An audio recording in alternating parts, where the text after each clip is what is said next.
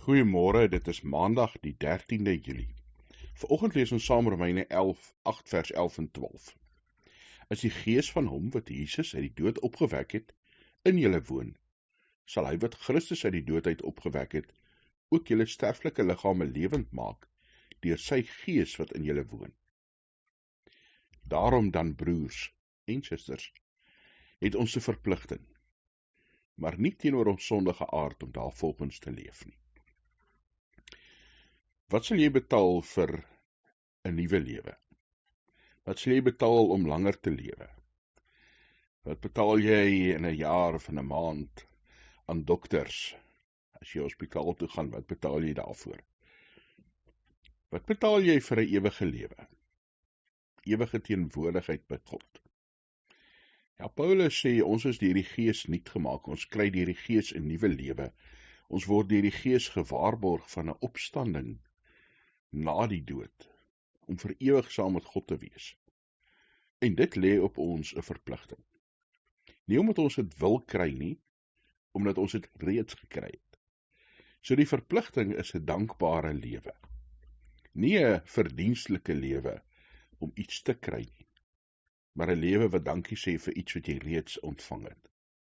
En daai verpligting is nie teenoor ons sondige aard nie, maar is teenoor God en die Heilige Gees en om die beeld van Christus uit te leef, dit sigbaar te maak.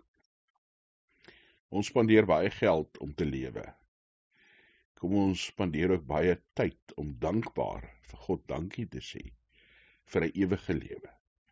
'n Ewige lewe wat nou reeds ons in is, nou reeds begin het, wat ons nou reeds leef deur die krag van sy Heilige Gees. Dankie Here dat ons aan U behoort, dat ons kan weet U sorg en voorsien, dat ons weet U is ons hemelse Vader wat by ons is, wat daar is vir ons, wat sorg vir ons. Here, mag ons daagliks dankbaar teenoor U leef. Ja, onthou dit wat U vir ons gedoen het. Dankie dat ons vir mekaar kan bid, Here, dat ons tot U kan bid en vra dat U ons nood sal raak sien. Ons krisisse, ons pyn, ons hartseer, ons kommer. Ja, Here, ons plaas dit in U hande en ons bid vir U vrede. Ons bid vir U verstand, vir wysheid oor hoe om die lewe en sy uitdagings, sy krisisse te hanteer.